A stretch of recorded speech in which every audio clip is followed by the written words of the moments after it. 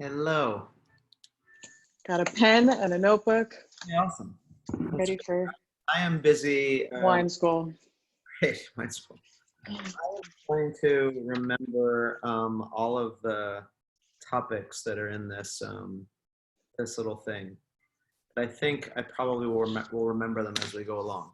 So stop me anytime. Okay. I'll try to give it all to you in 30 minutes or something like that.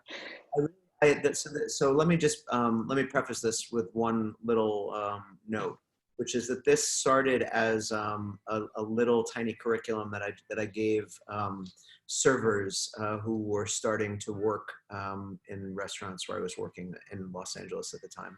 This is kind of something that I put them through, and what I thought at the time, and I think I feel that this is the case, is that if you have some of these very basic fundamentals and somewhat as importantly, you dispel some of the anecdotal sort of nonsense that exists in the world of wine, like what causes people to think certain things, then it's almost like somebody could like stamp your passport and you would be ready to go explore once you understand these things. And they're not, the world of wine is sort of infinitely complex and goes on forever, but the basics are not infinitely complex. They are totally accessible, sort of understandable.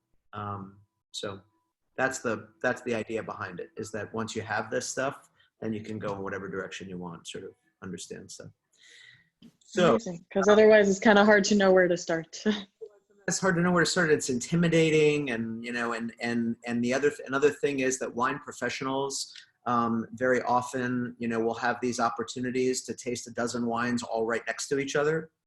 And when you have multiple experiences like that, where you go to tastings and you're just tasting one wine after another, and if you're really lucky, someone is standing with you who is saying, "Oh yeah, that's what tannins taste like," or just giving you a little bit of a nobody has that experience. So I think that that's part of what makes it very, very difficult to sink into it and learn a little bit. So so here goes. I'll probably just give you some numbers along the way, just to let you know that we're kind of in a new section. So the first section is just called grape varieties, and it just has to do with what grape varieties are, because this is I think the beginning of the story, and it's also one of the places where people get derailed kind of early. So for instance, I used to have an aunt in suburban Boston who used to think that all great wines were called Chardonnay wines. Like there was Chardonnay was a style of a wine, but Chardonnay is just a kind of a grape, right? And there are probably a dozen very highly recognizable white grape varieties. And then there are probably a dozen very highly recognizable red grape varieties. And a lot of people just are not familiar with the fact that those are in fact grape varieties. The analogy that I use sometimes is just the way that you walk into a market and you see Granny Smith apples and Macintosh apples and the different kinds of apples in the market. This is exactly the same thing. It's just different kinds of grapes. So so I don't think that we need to go through probably the entire roster of the world's red and grape varieties, but I can tell you some, or you can jump in and tell me the ones that and I just want to make sure that you understand what I'm talking about. I could start to guess. Yeah. Yes. Yeah. Yes. Oh, you froze for a little bit, but I think you came back. Yeah. Pinot Noir, grape variety. Red grape variety. Yeah, absolutely. Yesterday on your call, you had Nebbiolo. Nebbiolo. Grape variety. Cabernets, Merlots. Cabernet Sauvignon, Merlot, all grape varieties. Yep. Syrah. Syrah is one. So you already know an awful lot about all this. This is great. Okay. Well, so I can name some grapes. Okay. And you're good with whites also? I could name some whites. Okay. Go ahead. Pinot Grigio, right. Chardonnay, okay. Sauvignon Blanc. Right. What's another? Riesling. Riesling. There's a grape in the Loire Valley called Chenin Blanc that I really love. It's one of my favorites. So anyway, you have the whole concept. These are all the names of actual grape varieties, right? Number one. Number two, moving quickly into number two. Number two is called major regions, major countries and major growing regions, right? And the reason that we get into this is for one sort of simple reason. And that is that in the epicenter of the world of wine, which I think even, you know, Australians and Californians will have to agree is France and Italy, you know, that is right. In those parts of the world, there are two realities that people, a lot of people in the New World, you know, in California or the United States or in the Southern Hemisphere, they don't exactly share this situation. But in France and Italy, there are two things that are going on that are essentially important to this whole story. One of them is from region to region, you have areas that might as well be like different planets. And I mean that, you know, in a topographic way, in a climatic way, in a gastronomical way, sometimes in a linguistic way. I mean, you know, the same language in southern and northern Italy, you know. So they sort of, sometimes if you hear somebody say, you know, I don't really like Italian red wine, or, you know, I don't really like French white wine or something like that. It's like, it's a kind of a bizarre statement to make because it's so diverse in those places. Right? That's one reality. The second reality is that in all of these little regions, there are some grape varieties that are grown there, and then the overwhelming majority of grape varieties are not grown there at all.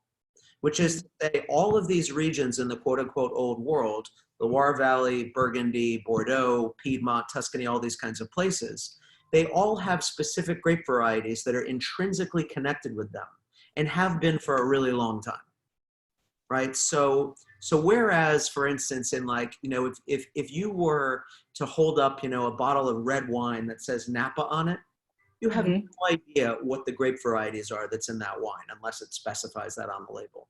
But because there's such a wide range in Napa? They grow everything. Okay. I mean, there's hardly anything that they don't grow in somewhere in Napa, you know.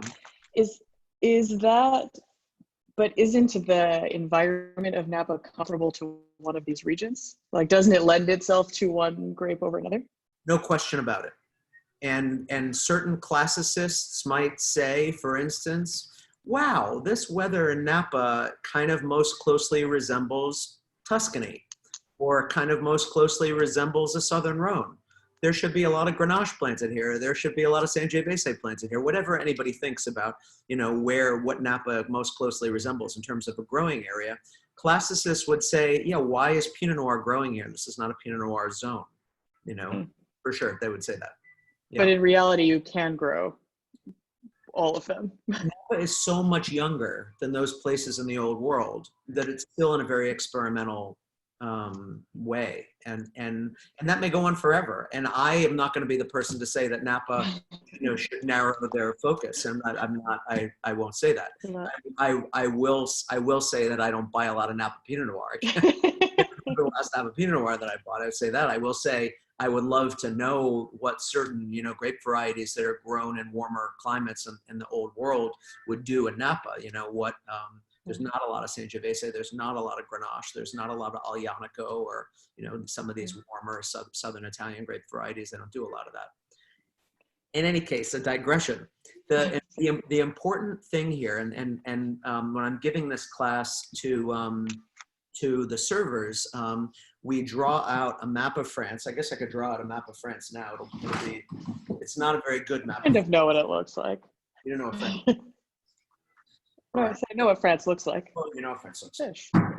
Well, I fill in these lines, right? So I'll for on a recording even, I'll make a map that is so unbelievably ugly. But here it is. So, a very quick side question. Yeah. Does Australia also count as New World? Australia's New World, yeah. I mean, I don't really. I'm sure that there were people growing wine grapes in Australia 150 years ago. I can't imagine. I don't know the history of that. But Australia is New World. Oh, the New World thing, it's actually one of the numbers. I think it's number 7 on this curriculum. The New World, it is both. It has to do with, you know, when the land, when that area was developed, when it turned into a real oenological, you know, viticultural zone is one thing. And then there's also this kind of notion that virtually every corner of the New World is a warm place, you know, but that is I don't know if that's coincidental or not, you know. And then there's another kind of New World that has to do with the style of winemaking. So anyway, we'll talk more about that. This is France, right? This is a beautiful map, right? So these are, you know, there are 5 lines there. And the reason is just to identify these major regions, you know? So major regions, just to the west of Paris is the Loire Valley, right? And way off to the northeast of Paris is a region called Alsace. And then this is a line for Burgundy right here, sort of halfway up the country. You know, this is a line that could be 2 lines, which is the Rhone Valley, but it could be the northern Rhone and the southern Rhone, because there's slightly different things going on in those. And then this is Bordeaux, you know, and this is Spain over here, you know, right? So that's that. And then this will be even worse. There's your boot, and this is Piedmont, and this is Tuscany, right? And if you start with those regions, with Alsace and Loire, Burgundy, the Rhone Valley, Bordeaux, and then Piedmont and Tuscany, and you make yourself a little kind of 3rd grade chart with the major regions on a column on the left and the grape varieties and a column on the right, and you open a decent basic wine textbook, or you send me an email and ask me to, you know, put it on a list for you, then what you realize is, like, you know, for Burgundy, for instance, right? In Burgundy, you'll have 1 line coming out of Burgundy that goes to Pinot Noir, and you have 1 line coming out of Burgundy that goes to Chardonnay, right? And those are essentially, there's, you know, 1 or 2 other tiny minor grapes, but basically Burgundy is Pinot Noir and Chardonnay, and that's it. There's no Syrah grown there. There's no Cabernet Sauvignon grown there. There's no Zinfandel. There's no nothing. It's just Pinot Noir.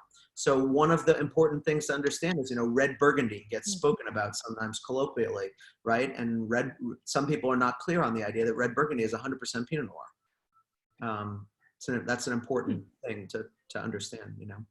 And that notion that there is such specificity with regard to the relationship between the grape variety and the region is completely essential to the way this whole thing works. You know, all Bordeaux, red Bordeaux is comprised of 5 different grapes and primarily 3 different grapes, you know, all of Bordeaux, right? So that when you're talking about Bordeaux, you can imagine if you have a little familiarity with Cabernet Sauvignon or Merlot, and you have a little familiarity with Pinot Noir, you begin to understand the distinction between Burgundy and Bordeaux, because you just understand that those are the grapes that are grown there, right? Yeah. So that's the region and the country. Yeah. Does that mean that Pinot Noir from elsewhere is inherently comparable, I guess, to a Pinot Noir from Burgundy? One is there are lots and lots of different clones of Pinot Noir. Okay. So the grape essentially is the same thing, but then there are these little strains, you know, even just in one vineyard somewhere, there can be multiple clones that are planted. So that's one thing. The second answer to your question is yes, there is a comparability. There is, you know, Pinot Noir, generally speaking, is a wine that has a somewhat more prominent acid structure than a wine like Merlot, for instance, than a grape like Merlot. Merlot does not have naturally a lot of acidity. It doesn't matter where you plant it. It could be in Croatia or Oregon, or, you know, I mean, it could be anywhere, and Merlot does not have a lot of acidity. You know, Pinot Noir, on the other hand, has a little bit more.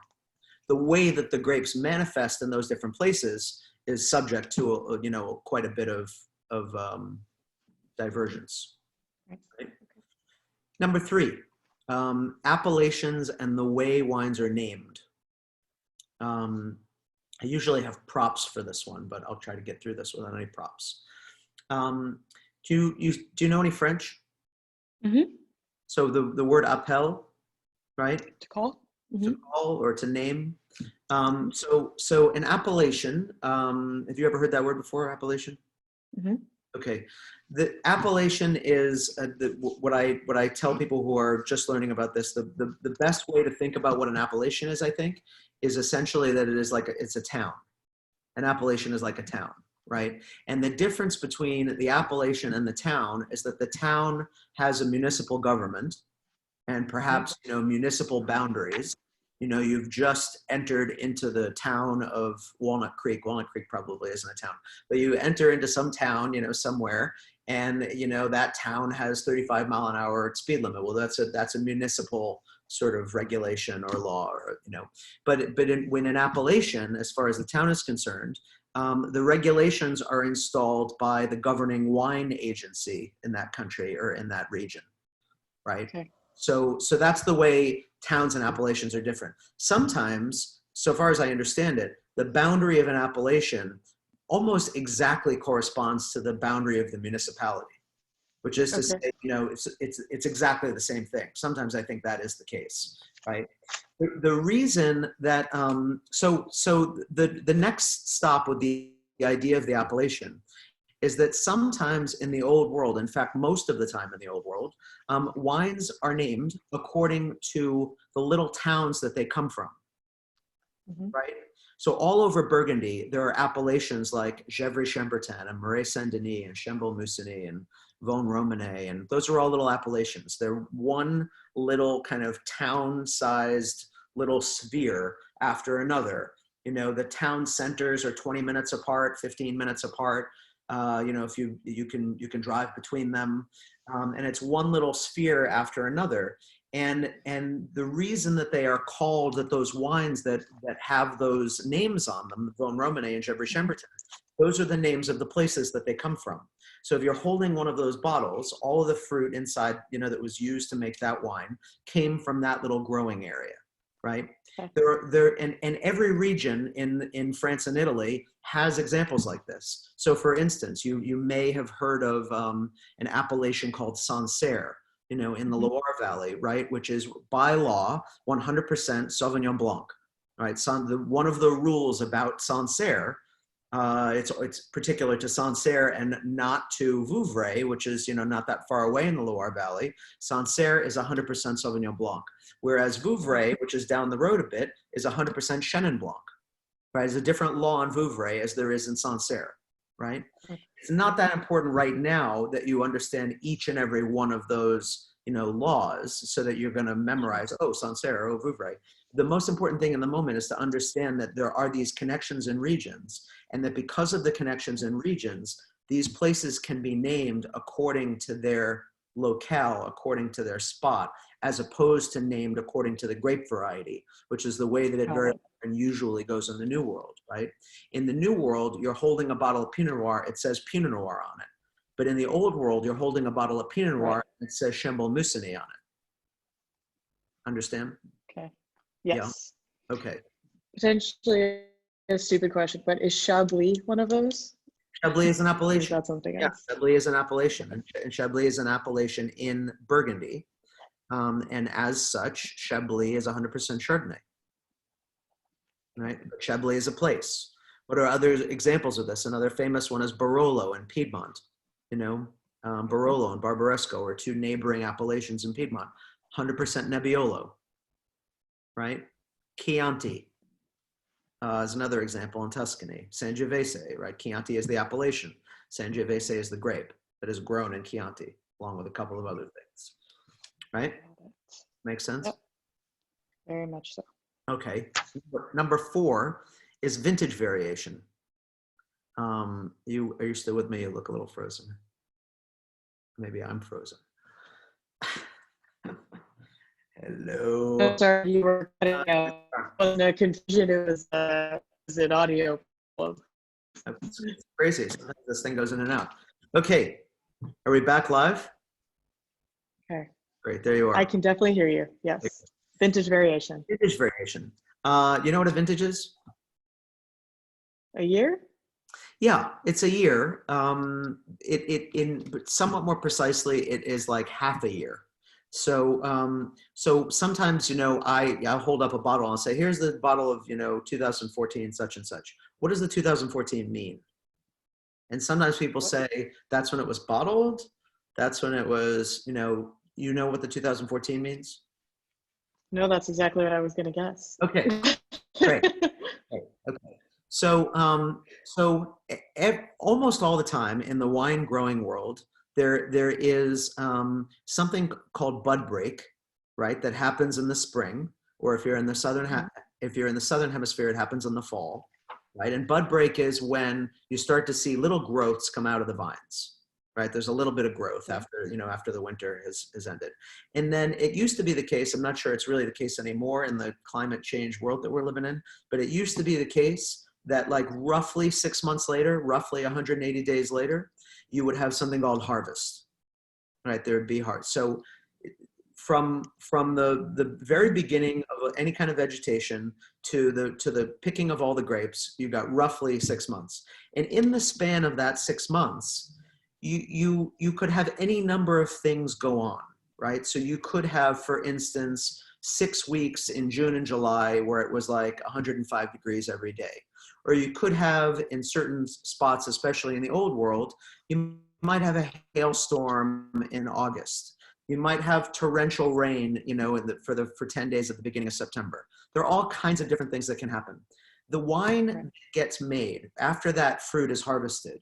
The wine that gets made comes from grapes that are essentially like fingerprints, like the DNA of that growing season is then in those grapes, right? So if there were torrential rainstorms at the beginning of September and that fruit got harvested a week or two later, the grapes perhaps were a little bit diluted because the vines drank all that water and the grapes got diluted. And then when that wine gets made, somebody who knows what they're talking about could taste this and say, was this a wet year? I taste a little bit of mildew. I taste fruit that doesn't taste quite ripe. It's a little bit diffuse, right? And so the point about vintage variation is it's that 180 days, and especially in places that are kind of borderline climatic, which is to say they're not Napa. Napa, for the most part, doesn't get rain in August. Napa doesn't have rainy harvests really ever, right? But there are other parts of the world like the Loire Valley and like Burgundy and like Alsace and like the northern part of Italy where there is a massive amount of vintage variation, right? From one year to the next, from 2014 to 2015 in Burgundy, you have a long, cool, moderate growing season to a very warm, sunny growing season. And you have wines that are coming from the same vineyards one year after another that are virtually nothing like the wine from the previous year. Wow. That's, again, not to say that you, at this point, should say, oh, let me tell you about 2015 and 2016. That's not the point. The point is from year to year, it varies, and that's a super crucial notion, especially once you begin to get a little bit curious about the old world, where it goes on a little bit more than it does in California. In each area, you can only harvest during that same 180 days, not during the whole year, right? Or you can do both halves of the year. You can wait as long. I mean, what is going to happen still, even in 2020, what is going to happen still is that vines are not going to produce after a certain date because it gets too cold. Got it. Okay. Right. So one of the things that has gone on in certain parts of the world is that people like to gild the lily a little bit and see how very, very, very long they can wait in great weather, especially when they have grapes on the vines that really love a lot of ripeness. So you have some people who are picking as late as possible, get as much sugar as they can. But increasingly what's going on is summers are so warm that, if you still have fruit on the vine, the first or second week of October, you have raisins out there, they've been roasted. So, got it. Okay. What is next after vintage variation? Number 5 is ripeness. This is the name of the heading: ripeness, acidity, and tannins. Right? Ripeness is, especially for anybody who has spent any time on the West Coast, a really easy one to understand. It's basically the rising of sugars in growing things, you know, and ripeness, actually, when I started talking about this curriculum, which was in, I think, 2003, maybe, it was even more of an issue then than it is now. And the reason for that is in 2003, for instance, we could point to the last 15 years of Burgundy vintages and point to like all kinds of variation in the 80s and 90s, just in Burgundy vintages. Once upon a time, Burgundy was a place where fruit didn't necessarily get ripe. There were vintages where the fruit was not sufficiently ripe and they didn't really make wine. And that is kind of not the case at all anymore, in spite of the fact that it's, you know, it's only been 20 years, the last 20 years, but there's really no such thing anymore as underripe fruit from any major wine growing region. Kind of strange. What changed? Climate change. Yeah. So ripeness as a concept is where these three things, ripeness and acidity and tannins, are three things that involve the taste of the wine, right? We haven't talked at all about what the wine tastes like, in spite of the fact that we're talking about wine. And one of the things that I say that I think is really important from our service standpoint is I am always trying to get our staff to talk about things that are objective when talking about wine. So for instance, you know, talking about an appellation or talking about a grower's style or talking about the characteristics of a certain vintage or talking about, you know, what the grape varieties that are in the wine are, those kinds of things. Those are all, to some degree, those are some objective sort of notions, right? But then when we start to talk about what wine tastes like or smells like, it becomes, I think, quite a lot more subjective. And that's just my impression about it. You know, somebody might smell wine or taste the wine and say, this reminds me of my father's shoes, you know, when he used to come home from work. And I remember thinking in the early going, like, that's really great for you. Like, that's not what I smell, you know? And it's just like that, it just comes clear that everybody's tastes are a little bit different. But in terms of ripeness and acidity and tannins, these are three things that we can kind of latch on to talk a little bit about the way wines taste, right? And the idea of ripeness, as I was saying earlier, is just a notion that involves just elevated sugar levels and something, you know, if you took a bite out of a peach, you know, in like, you know, in early July, and it was rock hard, you know, you might say, this doesn't taste quite ripe to me. And that's exactly the same kind of thing, you know, that you'd be talking about in terms of wine.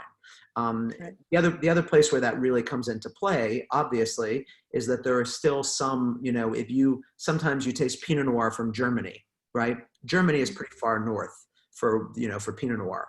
It's quite a bit further north, for instance, than Burgundy is. And one of the kind of the calling cards of German Pinot Noir, although this is beginning to change in the era of climate change also, one of the calling cards of German Pinot Noir has always been that it's not hugely ripe, right? It always has lots of acidity, or has historically had lots of acidity, and not a lot of, you know, big ripe fruit flavors, right? So yeah. Is acidity an equivalent of not ripe? Like with a peach, I would say it's either sweet or tart, maybe. Yeah, one of the things that is I think one of the best ways to understand what happens to wine grapes, and this kind of happens to all fruit, you know, that has a growing season that is somewhat similar to this, is there is a sort of inverse relationship, right? So you have, at the beginning of the season, you have tons of acidity and very, very low sugars. And then what ends up happening over the course of the growing season, it goes like this, and the acidity drops and the sugars rise. And as you get later in the season with the warm weather and the ripening, you know, you're getting sweeter wines with a little bit less acidity, you know. Right. So sometimes people, when they talk about acidity, they say that acidity grabs you on your palate, kind of on the sides of your tongue. This is a kind of physiological moment, like you feel the acidity kind of grip on the side of your tongue. But that same notion might suggest that you feel the effect of tannins, which is another sort of flavor component in wine, that you feel the effect of tannins towards the back center of your mouth, right? So that when you're swallowing, especially a glass of red wine, that kind of grippy sensation that you feel in the back of your mouth is maybe tannins. My favorite story about tannins, quick story, is offered by a great wine instructor named Karen McNeil, who wrote this book called The Wine Bible, which I very, very highly recommend. And I think I mean, I probably read this a really long time ago, but I think that this is right. That she tells this story of a woman who is making a cup of black tea, and she pours boiling water into the cup of, that has Earl Grey or breakfast tea or something in it, and then the phone rings and she goes away and she's on the phone for 15 minutes and the tea oversteeps, right? Black tea is very, very high naturally in tannin, and Karen McNeil tells a story. A woman comes back from the phone to the really, really intense, steep, heavily steeped black tea, and it's just full of this bitter quality, and you can imagine what that tastes like. Anybody who's ever had a cup of black tea can imagine what that tastes like. That's tannin, right?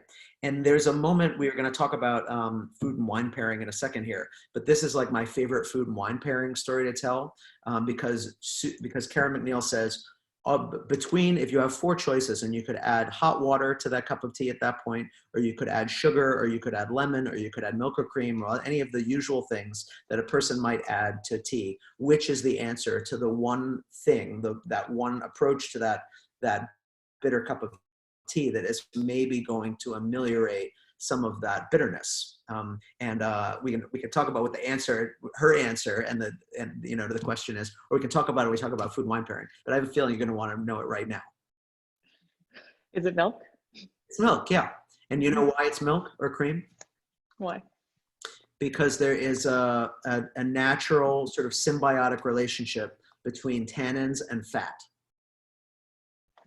Right? The fat is the thing in the milk or the tannins that is the salient kind of effective agent. I think she says something like, if you add sugar, it creates this kind of veneer on the outside of the thing. If you add lemon juice, it introduces acidity, which then in conjunction with the tannins is kind of a train wreck. If you add water, you're just diluting the bitterness that's there. But if you add milk or cream, you're introducing lipids. And lipids and tannins have this relationship where you take a bite of some kind of really, fatty steak, or, the example that I tell a server sometimes, like, it's a steak with this compound butter and it's just, dripping, and then you take a sip of some red wine that's really tannic. And what happens is the tannins in the wine dry up the lipids on your palate and sort of refresh the whole thing in such a way that you're interested to go take another bite of that steak, right? And for that reason, for instance, if you would go in and look at, a classic kind of steakhouse wine list, you would find on that wine list almost certainly a lot of Cabernet Sauvignon, right? What's one of the calling cards of Cabernet Sauvignon is it's a wine with a lot of tannins. We're kind of moving into the food and wine pairing aspect of this. You probably would not want to drink that glass of really tannic Cabernet Sauvignon with, for instance, like a chicken breast, right? That's not going to work out that well. If you really want to drink red wine with a chicken breast, you would choose a wine that's a little bit lower naturally in tannins, like, for instance, maybe a glass of Pinot Noir, which, usually has less pronounced tannic structure than most Cabernet Sauvignon, right? Makes sense. Okay. I think we are, that was a little bit of talking about food and wine pairing. The only other thing that I would say about food and wine pairing, apart from, obviously there are 1,000,001 things to say about food and wine pairing, but apart from that little story that has to do with that relationship between tannins and fat, the other thing that I talk about with food and wine pairing sometimes is a general question of weight.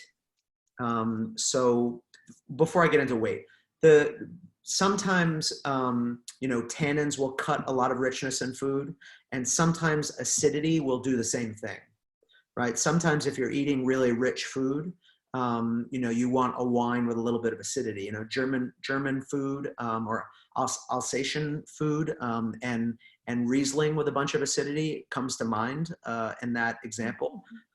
Famous Germanic foods or foods from Alsace, like they have this dish called Flammekuche. Flammekuche is like is flatbread with bacon and caramelized onions and creme fraiche, right? And what do you drink with something that has all of that richness to it? You want something with some acidity. right? And that's sort of the same, I think, kind of mentality that we were talking about a minute ago with tannins and fat. You know, Is that similar to the like Swiss pairings of white wine with fondue or like cheese heavy meals? no question. Yeah, absolutely no question. I mean, Swiss wines are legendarily high in acidity. I mean, this is one of the most magnificent things about this like whole old world consideration is the way these wines and these places play exactly with foods from these places.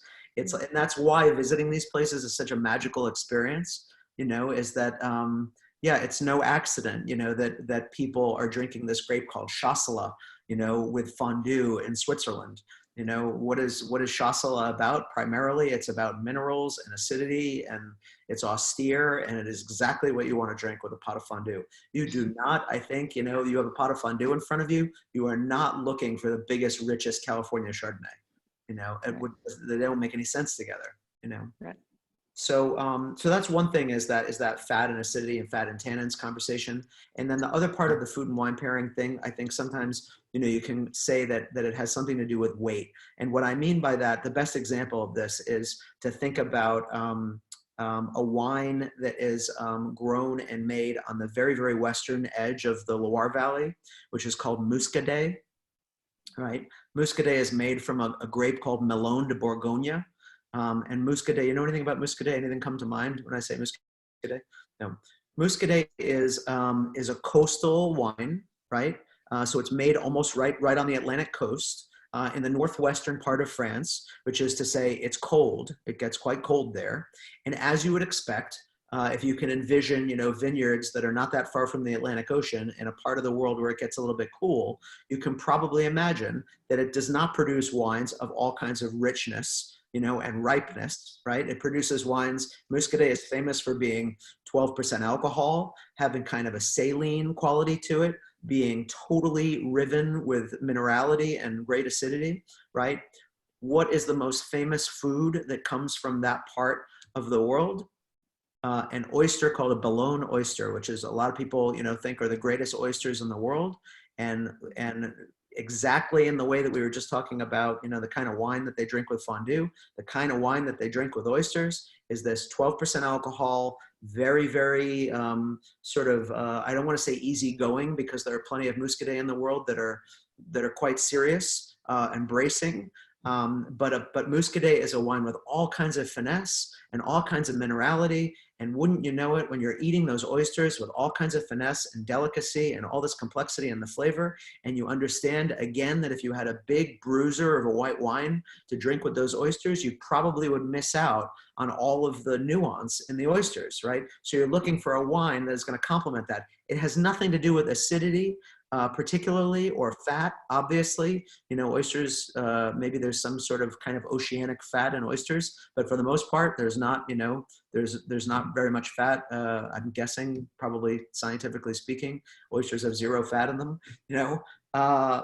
Richness, you know, some kind of, you know, a certain kind of viscosity, even in oysters, you know, something oily about them. But in any case, that's the idea of weight. It's like you have something, you know, that's very delicate and you're going to treat it as such, you know. Yeah. Food and wine You pairing. mentioned the alcohol percentage in that case. Yeah. In the context of the environment, are those normally tied, sort of that? Because you said the grapes don't get very ripe in that area and that it's 12% alcohol. Or what type? Alcohol and climate, or alcohol and what? Either alcohol, I guess, and climate, or alcohol and the ripeness. Yeah, well, sugar is the thing that converts to alcohol. So you have no alcohol in the wines if you don't have sugar in the wines. Right. Right.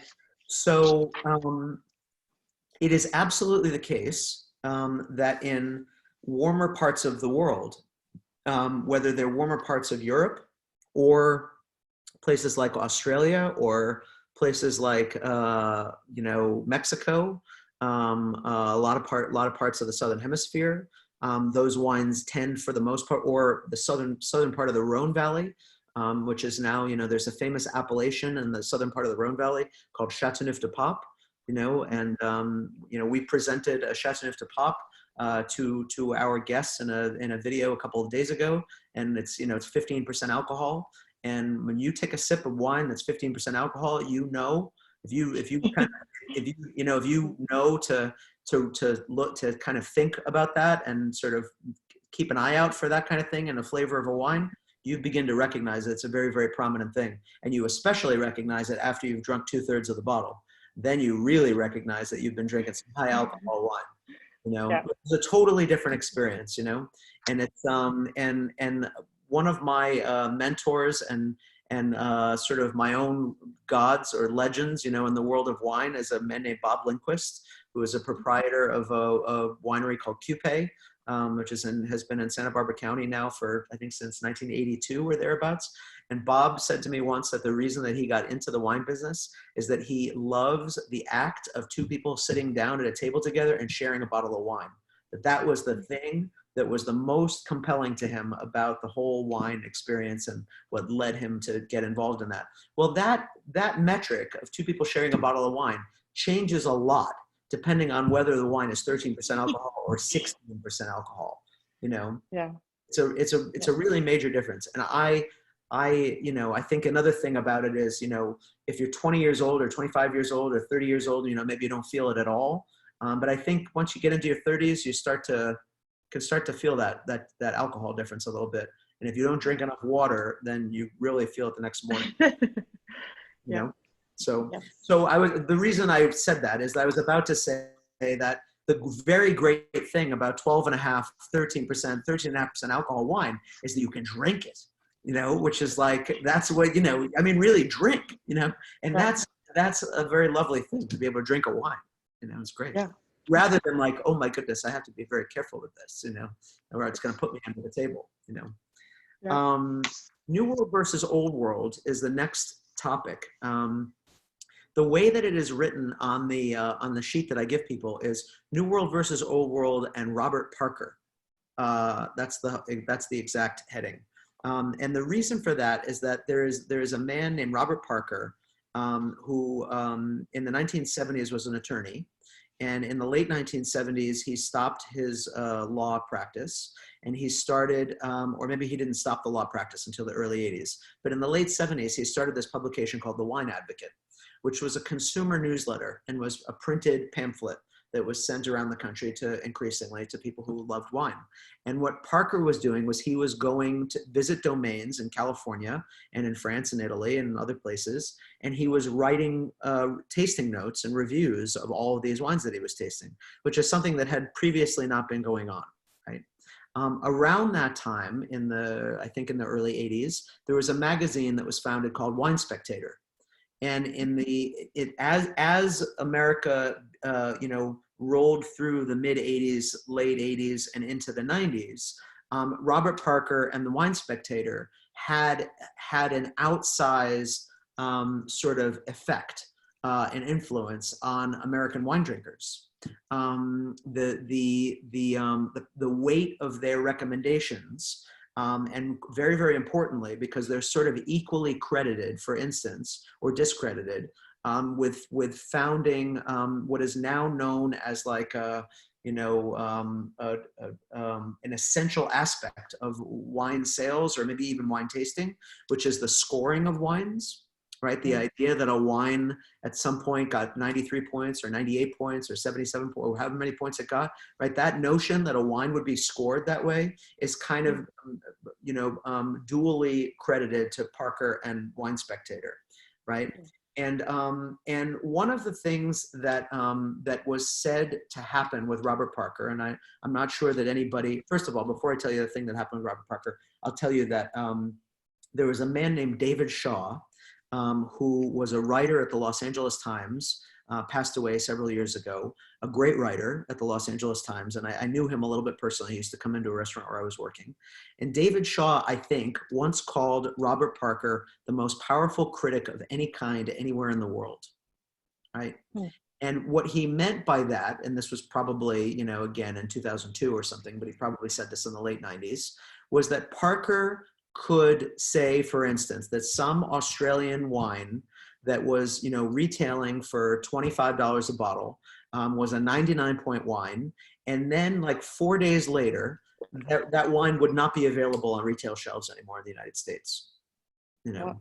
that's what kind of like people were paying attention to those scores, and they were paying attention to the things that Parker was saying. And that's the kind of power that he had, right? And lo and behold, it won't surprise you to hear that if a critic wields that kind of power, what will begin to happen, either quickly or gradually, is that people who are making that product will begin to calibrate their product a little bit to try, you know, maybe we could get 98 points, or, you know, that kind of approach, right?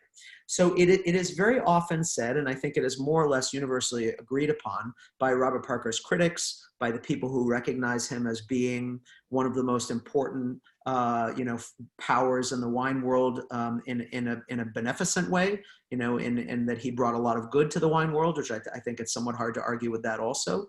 But what people sort of universally agree on is the idea that Parker's palate seemed to take a little bit of a turn at some point, perhaps in the mid to late 90s, thereabouts. And whereas previously, Robert Parker had been reviewing a lot of, for instance, you know, 13% alcohol red Burgundies that were characterized very largely by the amount of terroir that they demonstrated, by the acidity, by the restraint, by the finesse, by all kinds of things. Parker was saying nice things about those kinds of attributes in wine.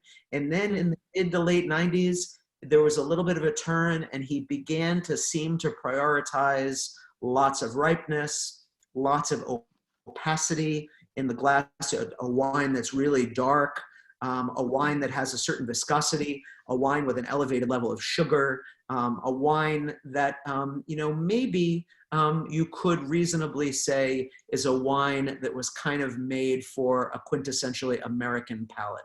You know, Americans who were raised on Coca-Cola and Dr. Pepper are maybe, you know, going to really appreciate big, you know, and now some of these words that we hear at the restaurant, for instance, you know, with some frequency, we're looking for a jammy wine.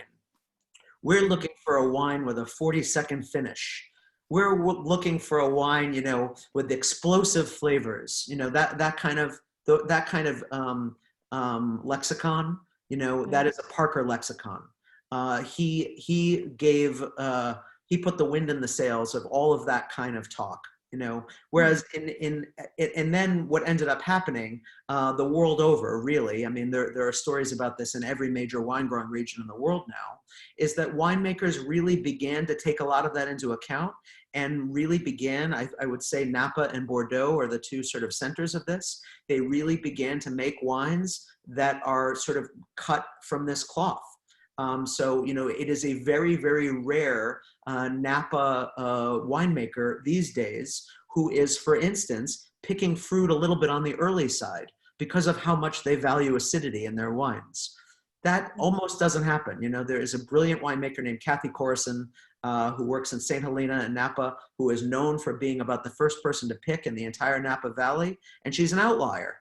Right? Everybody else is waiting for those sugars to go up, waiting for that wine to be 14.5%, 15% natural alcohol, and then making that wine and delivering it to people who really love those flavors, you know, who have really, so that's the old world, new world thing. And it really, the reason that we include it as in our curriculum is because of the huge influence that mindset has had on you know, the wines that are on shelves in this country. There are so many of them that fall into that kind of realm of aspiring to that sort of flavor profile.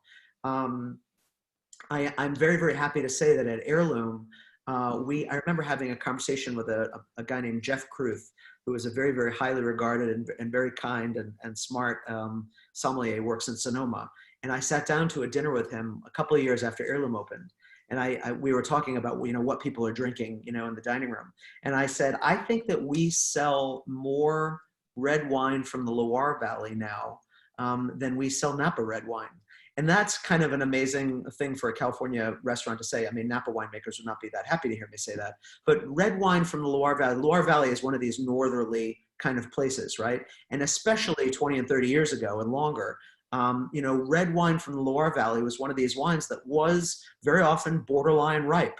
you know, kind of known for having a little bit of a green quality to it, a little bit of an underripe thing, a little bit of an herbaceous thing, 12% alcohol, right? The kind of wine that maybe you would order for $4, €4 a glass, you know, with a croque monsieur at a bistro in Paris, right? That's that kind of wine, you know? And I said to Jeff, yeah, I think we're selling more of that than Napa, you know, than Napa Cabernet. But the point is, we still get lots and lots of people who come to the restaurant who say, I'll take that Malbec. And the reason they want the Malbec is because the Malbec tastes a little bit like root beer. It's got a little bit of a, you know, mocha quality to it, right? And that's kind of like, you know, anyway, that's the whole world. That's the whole thing, the whole old world, new world Robert Parker thing. From my perspective, that is super subjective. That's one of the parts of this that is very subjective. Not that, I mean, obviously there are plenty of people who would agree with most of what I said there probably, but this is that's very subjective, right? Outside of Bordeaux, was the old world mostly immune to this sort of? The number one most horrifying example of this, right, in the whole world is, in my view, is Tuscany. Because what happened, the people in Tuscany took this to such an extent that they actually started tearing up all kinds of Sangiovese vines. Right, Sangiovese that had been planted there for decades, that is the traditional grape of the region. And Sangiovese got pulled up. And why did the Sangiovese get pulled up? So that these very, very well-capitalized estates could plant Cabernet Sauvignon and Merlot. And this is something that started to happen, I think, mostly in the 1980s, right? And there were these wines that were produced called Super Tuscan wines. And what is a Super Tuscan wine? A Super Tuscan wine is a really, really ripe Cabernet Sauvignon Merlot from Tuscany that maybe got 100 points or could get 100 points, that, I'm sorry to say this, is made quite intentionally. The wine is made to taste like maybe it was a super wine from Bordeaux, or maybe it was a super wine from Napa. It's made to taste exactly like the wines that are coming from those places. Because now there's this notion of an international sort of qualitative standard, which is like completely heartbreaking to me, you know? Yeah, yeah.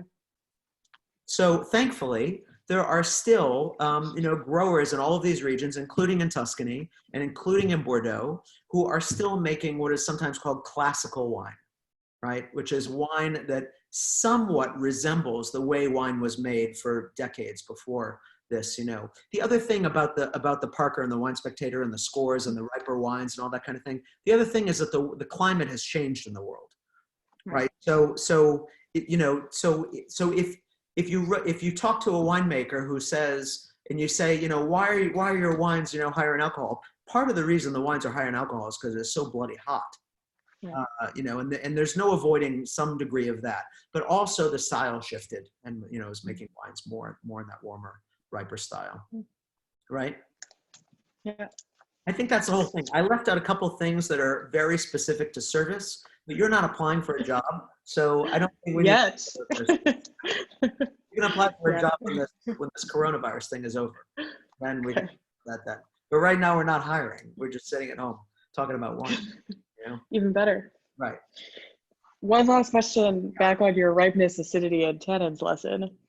Tannins are just high or low? I mean, is that the spectrum, like low tannins to high tannins? The game that we play at the restaurant sometimes is I will open a bottle of wine for the staff, and I won't tell them what it is, right? I pour the bottle out into a decanter, and I bring up the wine in a decanter, and we all taste the wine. And the game that we used to play a lot, that we don't play that much anymore, but we play this game where we say, on a scale of 1 to 10, where's the ripeness? On a scale of 1 to 10, where's the acidity? On a scale of 1 to 10, where are the tannins? You know, and that's a way of beginning to assess. It's just kind of a way to think about what's going on. I mean, so much of this experience is about actually being willing to engage your mind in a consideration of what these flavors are.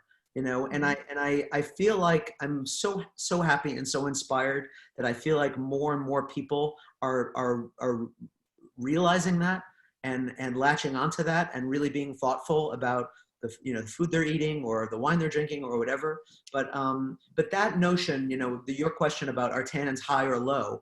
Tannins can be very, very high. Tannins can be virtually non-existent, and then there is an entire spectrum in the middle where they can fall. You know, yeah. right? Well, what better time to be thoughtful about what we're eating and drinking than right now? I have to say, it's the domesticity that is on display is very inspiring to me. People are suddenly cooking and pouring wine, and it seems very great to me. So perhaps we'll follow up over email. Yeah. Perfect. But Yes. questions anytime, and we'll talk about the wine club, and we'll talk about some selections. I'm gonna go have something to eat now. So Perfect. right, but we'll be in touch soon. Awesome. Thank you so much. It was a real pleasure. So much. Yeah, it was a pleasure speaking with you. Thank you. Have a great night. Thank you. You too. Take it easy. Bye.